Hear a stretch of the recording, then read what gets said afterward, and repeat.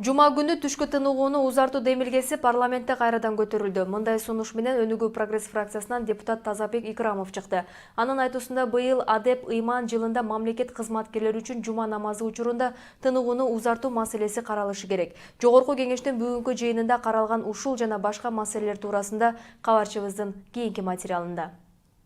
Жума намаз малында түшкү тыныгууну узартууну былтыр депутат Тазабек Икрамов сунуштап чыккан. Бирок аны парламенттин социалдык саясат комитети четке каккан болчу. Мындан кийин дин ишмерлер депутаттарды кескин сынга алган билдирүү менен чыгып, коомдун кызуу талкуусуна түшкөн. Жогорку кеңештин бүгүнкү жыйынында Тазабек Икрамов жума күнкү түшкү тыныгууну узартуу демилгесин кайрадан көтөрдү.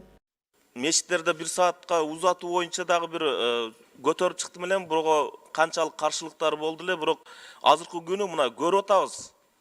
Чындыгында ушу азыр эң бир керек нерсе болуп турат экен.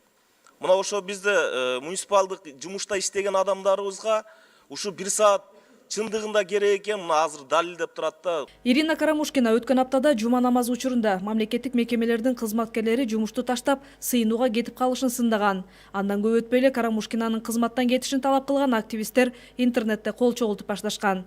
Атайын үлгүдөгү баракчаны демилгечи Руслан Бекназаров социалдык тармактарга тараткан болчу. Бүгүн эл өкүлү Бекназаров өлкөнүн конституциялык түзүлүшүн бузууга жана бийликке баш ийбөөгө үндөп жатат деп айыптады. Собирает подписи об изъятии у меня мандата. Я требую провести расследование по радикальным высказываниям, угрозам и призывам не подчиняться законам государственности. Мындан тышкары парламентарийлер 7 жылда 7 тыйын пайда алып келбеген ишканалар туурасындагы маселени көтөрүп чыгышты. Мамлекетке натыйжа алып бербеген айбектилердин ишин өкмөттөн сурашты. 2011 жылдан бери ошол натыйжалуу башкарабыз деген улутташтырган объектилер эмне болуп атат? Натыйжа алып келдиби? Канча деген объектилер кай жерде турат? Аны жеңичинен кай жакка кетип атат? Ушул маселени улайлы республикалык бюджетте мителер пайда болгондугун депутат Тынчтык Шайназаров айтып чыкты. Бирок биздин бюджеттин паразиттери бул мамлекеттин үлүшү бар компаниялар. Мен эч качан ишенбейм да, пансионаттар зыян менен чыкты дегенгечи. Бир эле мисал, мына коргоо министрлигине караштуу Семетей деген мейманканасы бар, 7 кабаттуу. 1 жылда 50 000 сом пайда менен чыгыптыр. 50 000 сом бул бир күндө түшө турган акча.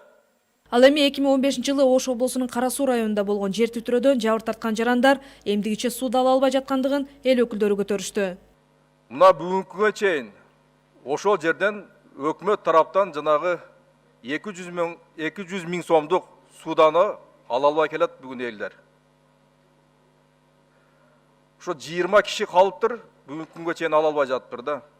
Депутаттар Жалал Абад облусунун Чаткал районунда 2 метрлик кар жаап, элдин абалы оорлоп жаткандыгына дагы токтолушуп, эртең эле тоют маселеси чыгарын айтышты. Ошондой эле аткаруу бийлигинин чоң каналдарды, арыктарды тазалоо иштери көрүнбөй жаткандыгын дагы эл өкүлдөрү сындашты.